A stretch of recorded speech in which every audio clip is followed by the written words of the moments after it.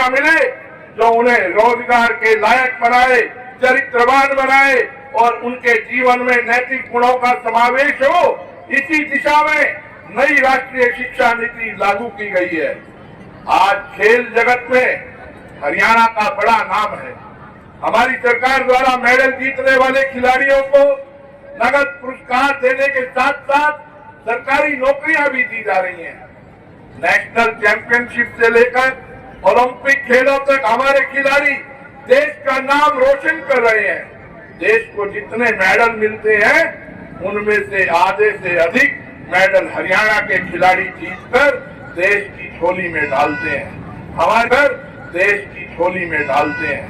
हमारी बहनें और बेटियां भी खेलों में खूब हुनर दिखा रही हैं। बॉक्सिंग, कुश्ती, हॉकी, कबड्डी, शूटिंग से लेकर खो खो में भी दमखम दिखा रही हैं। हर खेल में वो अपने देश का, प्रदेश का झंडा लहरा रही हैं। भाइयों और बहनों, हमारी सरकार बहन बेटियों को पूरा मान सम्मान दे रही है। प्रदेश में गिरते हुए जेंडर रेशियो, लिंगानुपात को रोकने तथा महिलाओं के सशक्तिकरण के लिए 22 जनवरी 2015 को पानीपत की ऐतिहासिक भूमि से प्रधानमंत्री श्री नरेंद्र मोदी ने बेटी बचाओ बेटी पढ़ाओ कार्यक्रम की शुरुआत की थी। प्रदेश सरकार के प्रयासों से अब 10 वर्ष बाद प्रदेश का लिंगानुपात उस समय जो 861 था उससे बढ़कर 910 तक पहुंच गया है।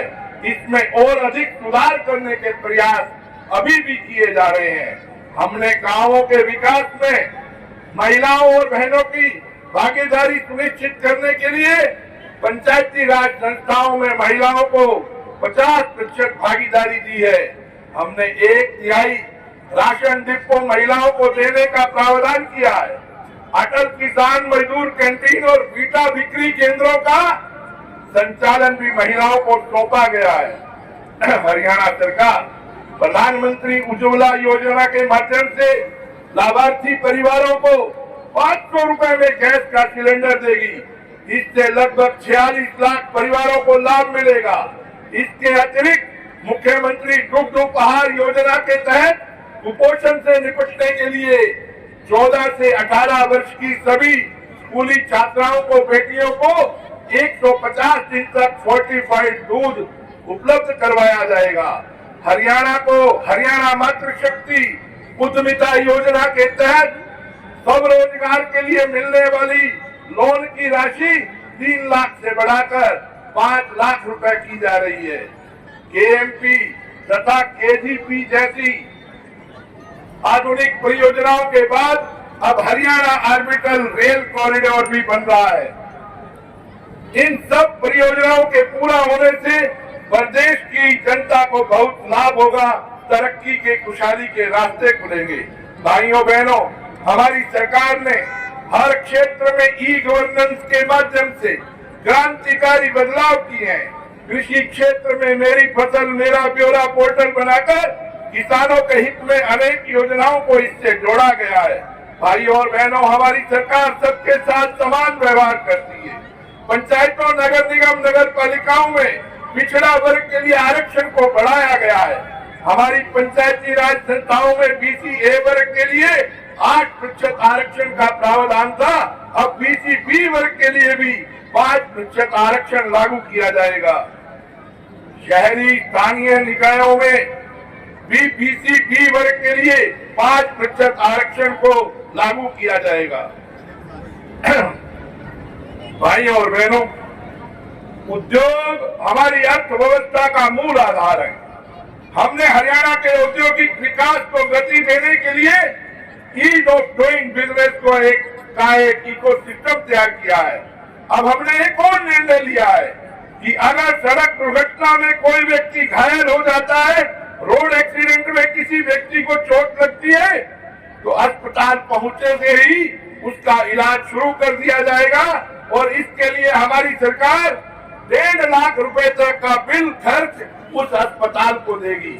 भाइयों और बहनों, आज गणतंत्र दिवस के अवसर पर हम सबको यह प्रतिज्ञा करनी होगी कि हम अपने कर्तव्यों का पालन करते हुए आने वाली पीढ़ियों के लिए उनका बेहतर भविष्य बनाएंगे। हम सब मिलकर भारत को एक मजबूत राष्ट्र बनाएंगे।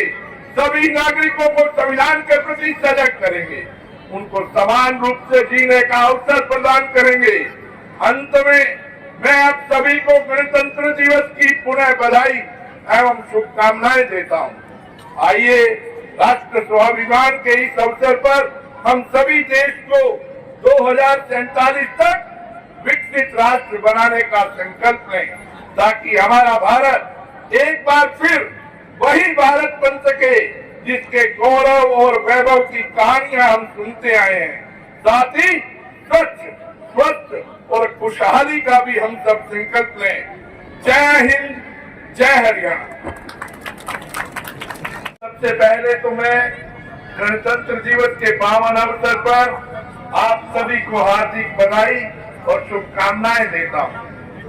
मैं यहाँ पर उपस्थित सभी स्वतंत्रता सेनानियों का, उनके परिजनों का स्वागत एवं अभिनंदन करता हूँ। भाई और बहनों, आज से 75 वर्ष पहले सन 1950 में आज ही के दिन हमारा संविधान लागू हुआ था।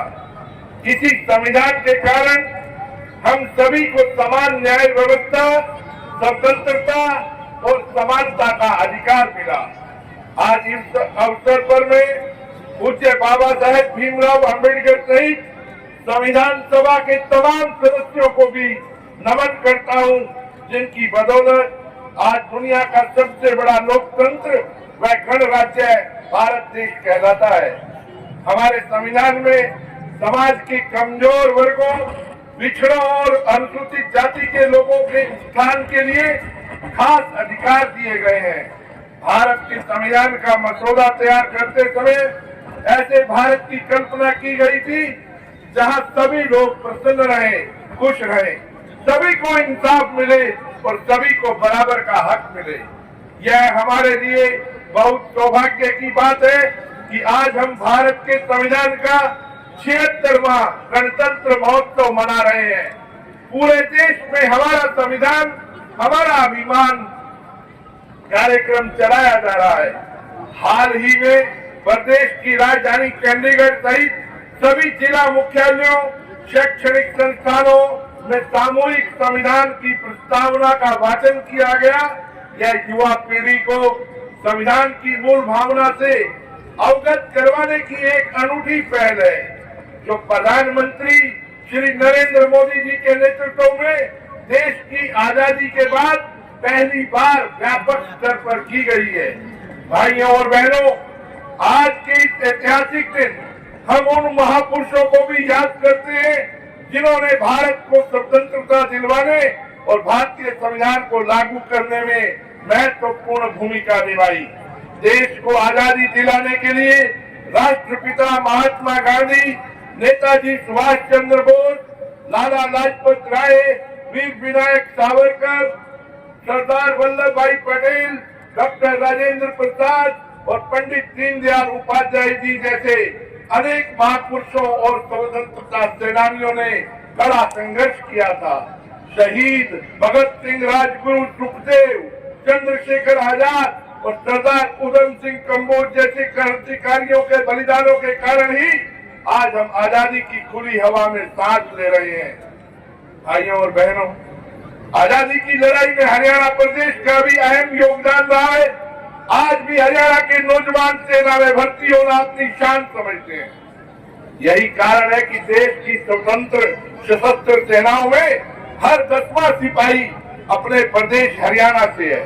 हरियाणा सरकार ने हमारे अग्निवीर भाइयों के लिए एक नीति बनाई है ताकि उनको सेना में सेवा करने के बाद फिर से नौकरी मिल सके या कोई अपनी पसंद का काम धंधा में जीवन यापन के लिए कर सके।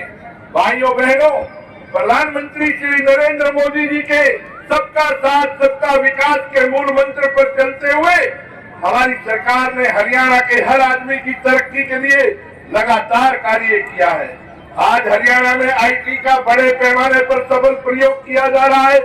चाहे गरीब बेटी की शादी का शगुन हो या बुजुर्ग लोगों की वृद्धावस्था सम्मान पेंशन या फिर किसानों को उनकी फसल का भुगतान की बात हो, पैसा सीधा direct benefit of transfer benefit से उनको बैंक खाते में भेजा जा रहा है।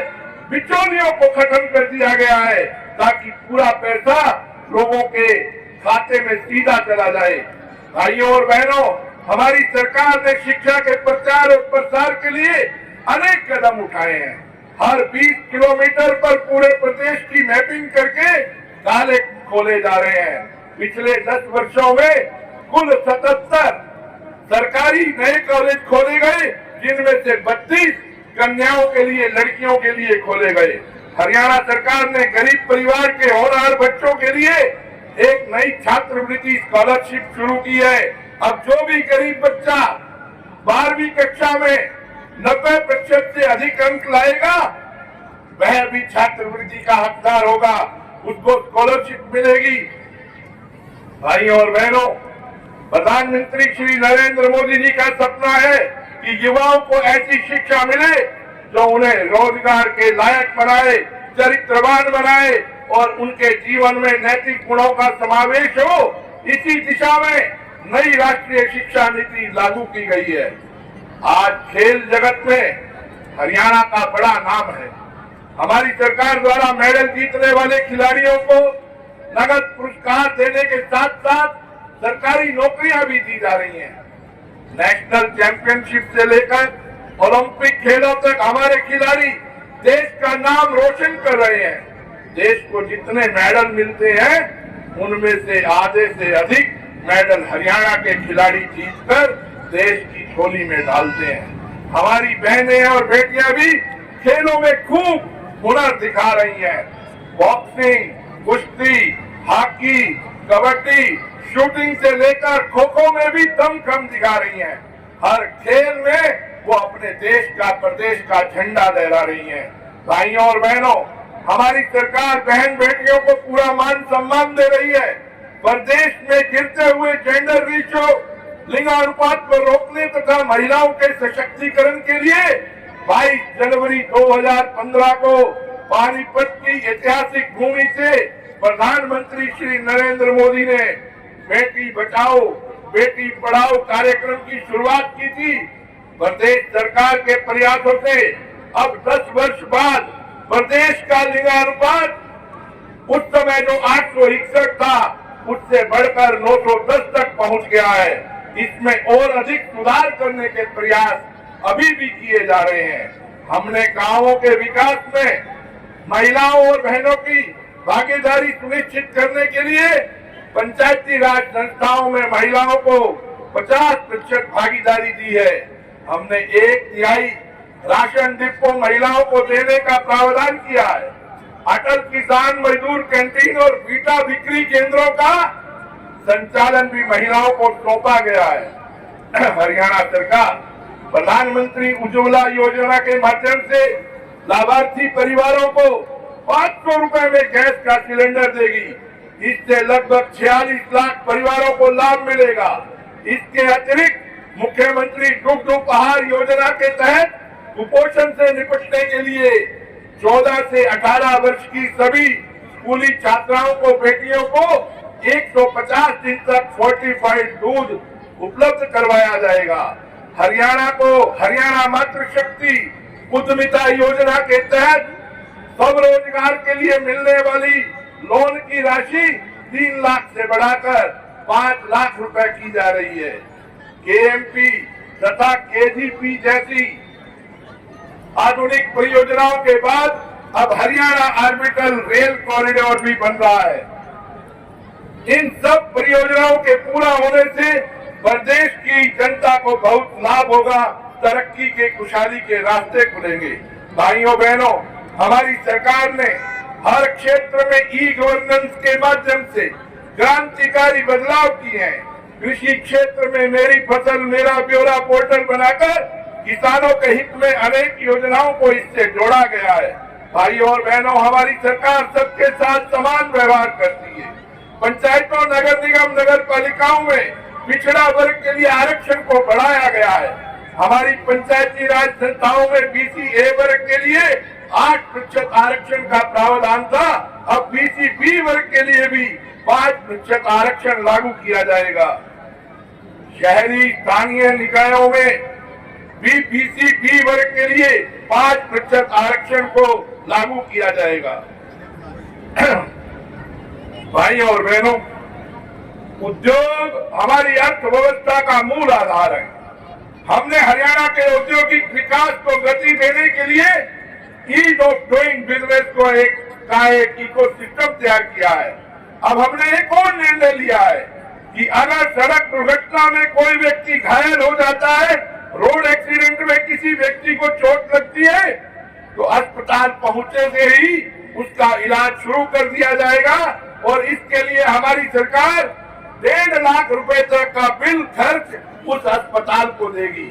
भाइयों और बहनों, आज गणतंत्र दिवस के अवसर पर हम सबको यह प्रतिज्ञा करनी होगी कि हम अपने कर्तव्यों का पालन करते हुए आने वाली पीढ़ियों के लिए उनका बेहतर भविष्य बनाएंगे। हम सब मिलकर भारत को एक मजबूत राष्ट्र बनाएंगे। सभी नागरिकों को संविधान के प्रति सजग करेंगे, उनको समान रूप से जीने का अवसर प्रदान करेंगे। अंत में मैं आप सभी को गणतंत्र दिवस की पुनः बधाई एवं शुभकामनाएं देता हूं। आइए राष्ट्र स्वाभिमान के इस अवसर पर हम सभी देश को 2047 तक विकसित राष्ट्र बनाने का संकल्प लें, ताकि हमारा भारत एक बार फिर वही भारत बन सके जिसके गौरव और वैभव की कहानियां हम सुनते आए हैं। साथ ही स्वच्छ, स्वस्थ और खुशहाली का भी हम सब संकल्प लें। जय हिंद, जय हरियाणा।